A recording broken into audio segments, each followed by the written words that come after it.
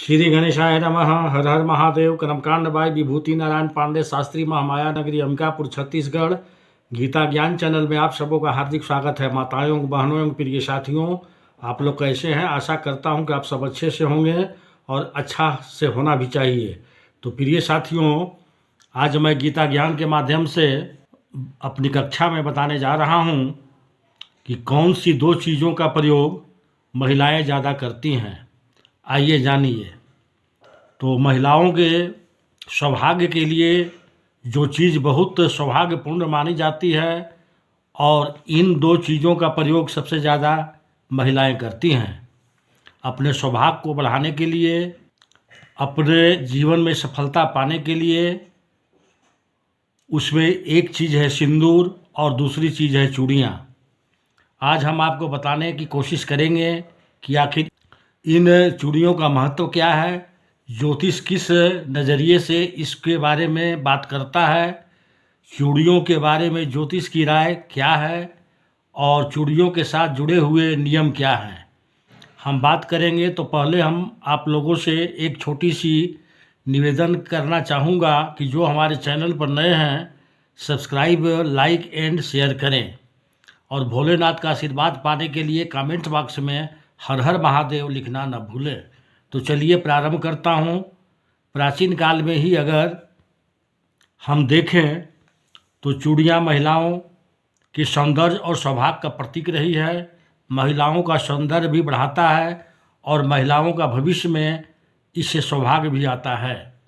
चूड़ियों के प्रयोग से चूड़ियाँ केवल सौंदर्य ही नहीं बढ़ाती बल्कि मानसिक दशाओं भी ठीक रखती है। अब आप ये सोचेंगे कि चूड़ियों का संबंध मन की दशा से क्या है? बिल्कुल है। चूड़ियों के प्रयोग करने से सुंदरता तो बढ़ती ही है, और यह आपके स्वास्थ्य और मानसिक स्थिति पर सीधा असर डालती है। चूड़ियाँ कई रूपों में प्रयोग की जाती है। चूड़ी रूप में, कंगन के रूप में, कड़े के रूप में और ब्रेसलेट के रूप में।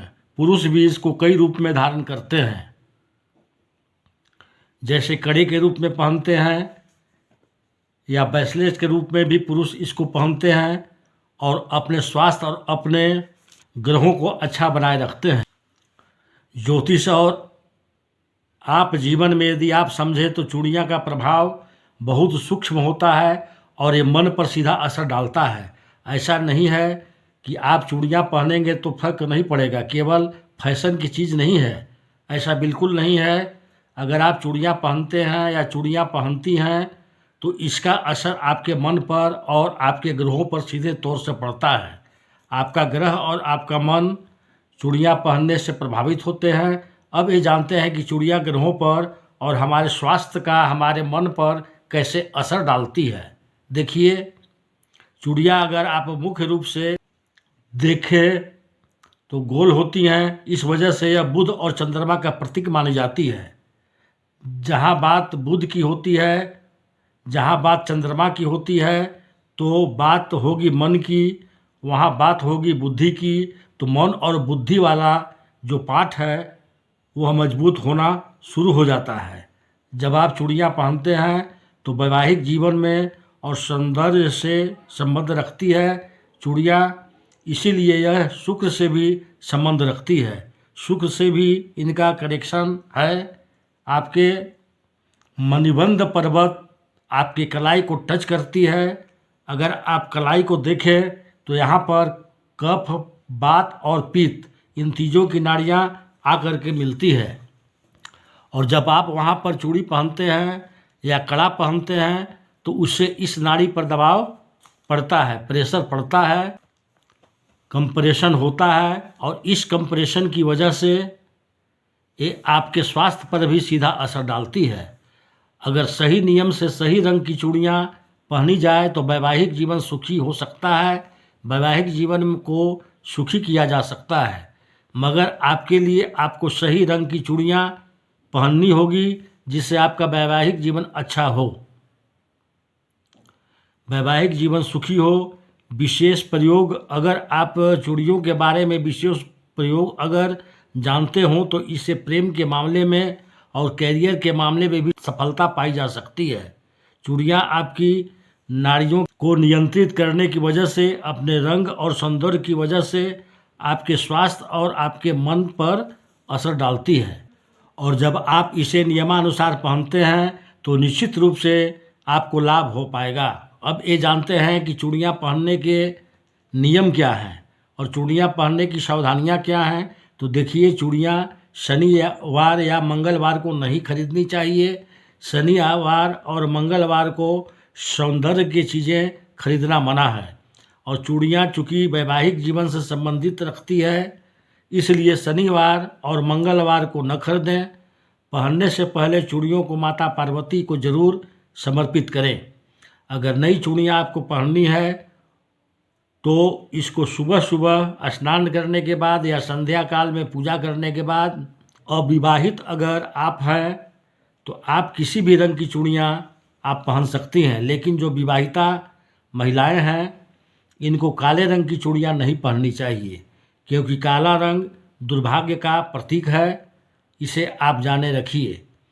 अगर विवाहिता महिलाओं को सफ़ेद चूड़ियाँ पहननी है तो साथ में लाल रंग की चूड़ियाँ जरूर पहनें।